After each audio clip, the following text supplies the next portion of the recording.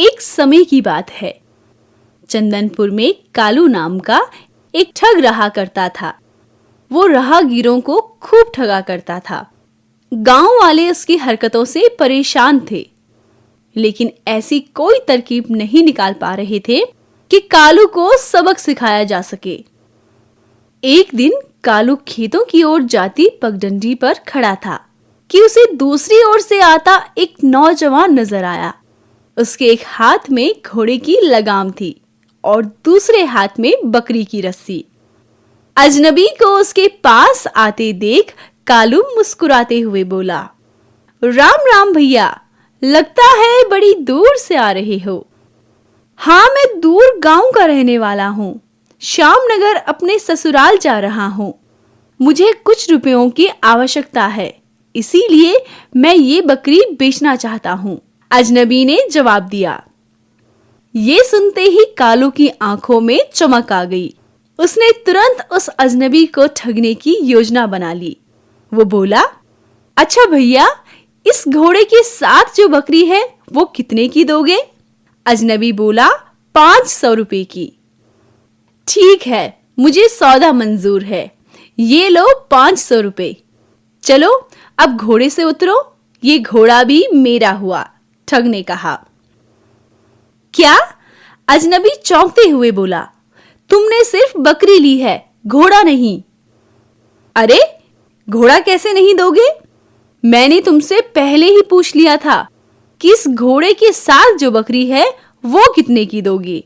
यानी घोड़े और बकरी दोनों की कीमत 500 रुपए थी, जो मैंने तुम्हें दे दी है, कालू बोला। अब तक वहां काफी लोग जमा हो चुके थे। उन्होंने भी कालू की बात पर हामी भरी। कालू के चेहरे पर विजयी भाव थे। वो अजनबी से घोड़ा और बकरी लेकर शान से अपने घर की ओर जाने लगा। तभी अजनबी ने उसे रोका। सुनो भैया।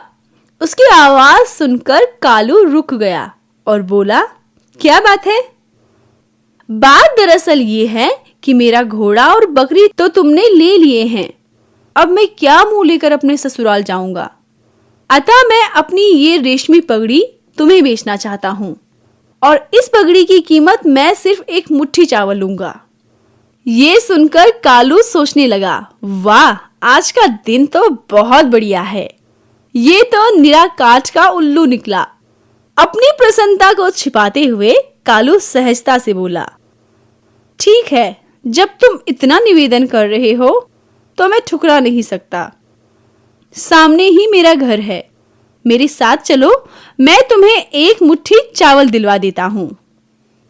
घर पहुंचते ही कालू ने अपनी पत्नी को आवाज लगाई, सुनती हो भाग्यवान, जरा एक मुट्ठी चावल लाना।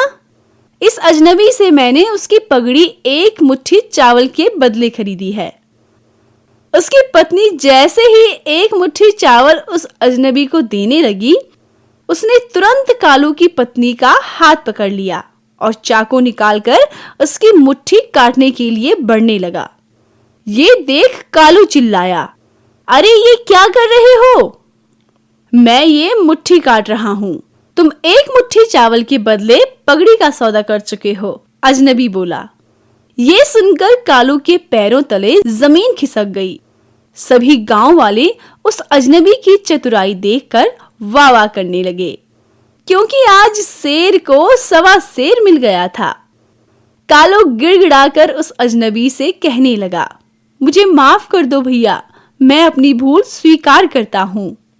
ये लो तुम्हारा घोड़ा और बकरी, ये 500 रुपए भी तुम ही रखो, किंतु मेरी पत्नी को छोड़ दो।